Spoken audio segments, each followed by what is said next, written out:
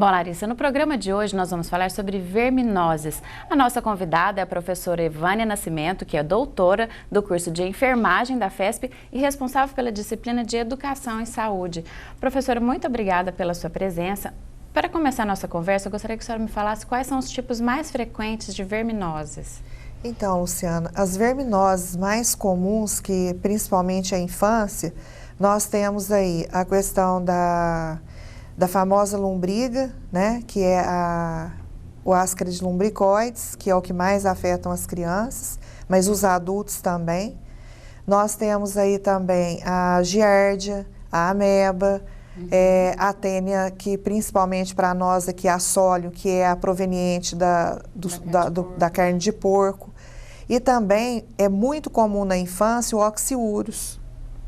Que também acontece nessa... E como que é a transmissão dessas? Então, a maioria das verminoses, a transmissão dela, ela precisa de um hospedeiro intermediário, que geralmente, né, pode ser a água ou um animal, mas geralmente o homem que é o hospedeiro definitivo.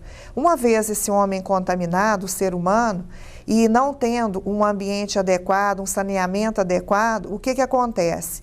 Essas fezes contaminadas, elas vão para os rios, contamina, e aí o uso dessa água contaminada leva então à reinfestação. Sem tratamento, né? Sem tratamento, isso. E quais são os principais sintomas, né, de modo geral?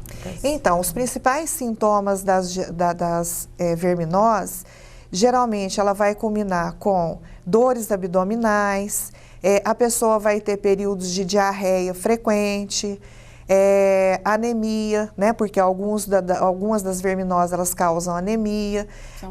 A criança geralmente ela vai ficar irritada, vai ter problema no desenvolvimento, perda de peso. Geralmente são os sintomas mais comuns. E é comum uma pessoa que está com verminose, às vezes, confundir essa verminose com uma outra doença, talvez um pouco mais grave, e às vezes até se automedica sem saber exatamente do que se trata. Isso é comum? É comum, e ainda mais que as pessoas têm o hábito, né, de se automedicar.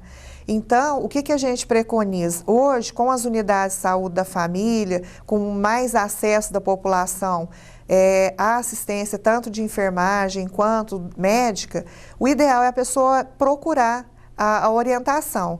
Por quê? Porque muitas dessas verminoses, elas podem culminar com determinados sintomas e a pessoa acha que é uma verminose, pode ser uma doença mais grave.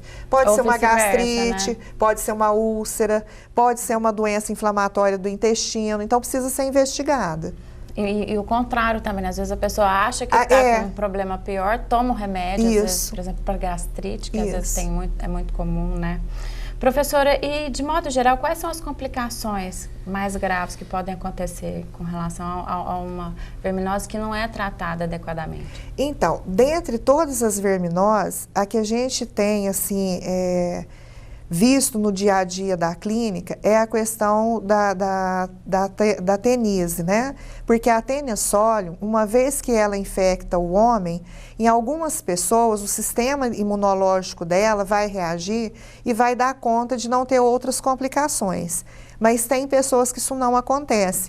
E uma das complicações na nossa região mais comum é a neurocisticercose, porque aí vai ser mais grave, ela vai afetar a parte neurológica e a pessoa pode ir até a morte.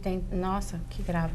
E com relação, voltando à questão dos medicamentos, né, da automedicação, existe algum remédio que pode ser tomado preventivamente ou realmente precisa passar por uma observação médica, no caso? Então, na literatura médica, o que a gente percebe é que assim, a parte principal que o ser humano precisa estar consciente é mesmo a questão da higiene, né?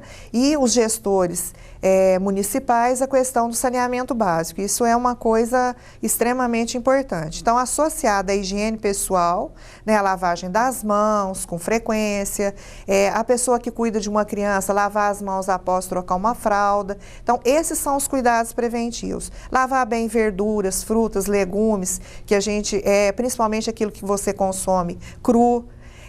A carne, né, sempre mais bem passada. Então, assim, são as medidas preventivas, porque não existe nenhum medicamento que a pessoa vai tomar e vai se prevenir de pegar uma verminose. E isso não existe. Nem, por exemplo, ela sentir alguns desses sintomas também não se medicar, de forma alguma. Principalmente, às vezes, as pessoas mais antigas. Porque tem esse hábito, né, de tomar o vermífugo 2 vezes ao ano, 3 vezes ao ano. Sem saber o que tem, né? Isso é muito comum. Né? Isso.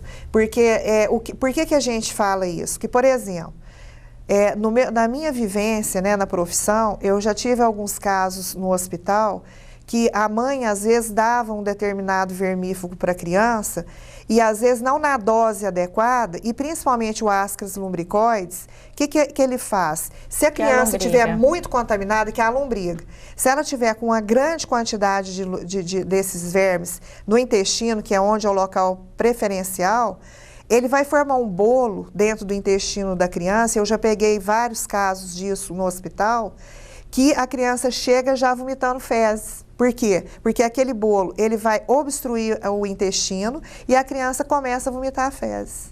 E isso é caso cirúrgico. Então, por isso que esse tomar o medicamento de uma forma preventiva é perigoso, porque dependendo do verme que a pessoa tem, isso pode levar ao quadro de obstrução. Além do que, por exemplo, tem tipos específicos, existe um remédio para vários? Tem, até a gente tem medicamentos que são polivalentes. Mas se você não sabe exatamente o que tem, se é o Ascaris lumbricoides, que ele tem essa característica, então aí a gente corre o risco, né, de ter uma grande quantidade desses vermes e a pessoa ter uma obstrução intestinal.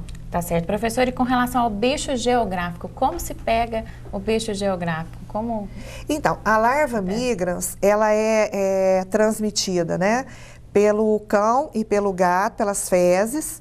Geralmente, esses animais têm preferência para estar evacuando, né, em locais mais úmidos, areia. E aí, é muito comum em locais, praias, as pessoas às vezes vão frequentar uma praia e voltam, né, com aquela infestação. E areias mesmo, criança gosta de brincar em areia, escolinha, que às vezes tem uma areia para a criança brincar.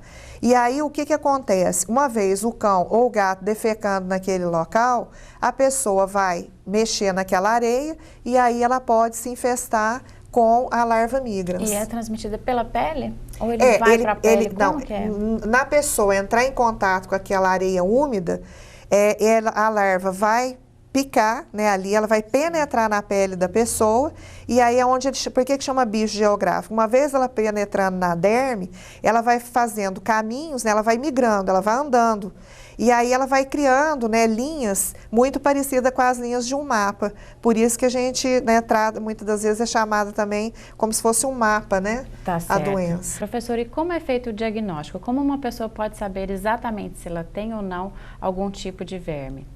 Então, Luciana, uma vez que a pessoa começa a apresentar os sintomas da diarreia, muita dor epigástrica, né, que é a dor na boca do estômago, a pessoa, muita fraqueza, desânimo, às vezes a pessoa fica irritada, ou a criança ou o adulto, ele deve procurar fazer o exame de fezes, mas deve procurar o médico, porque às vezes é difícil você detectar a presença do ovo daquele parasita nas fezes. Então, hoje a gente utiliza o exame de 3 amostras. E aí a pessoa vai ser orientada no laboratório como ela vai colher, porque em uma das amostras, com certeza, você vai ter ali o ovo daquele parasita que a pessoa está sendo infectada.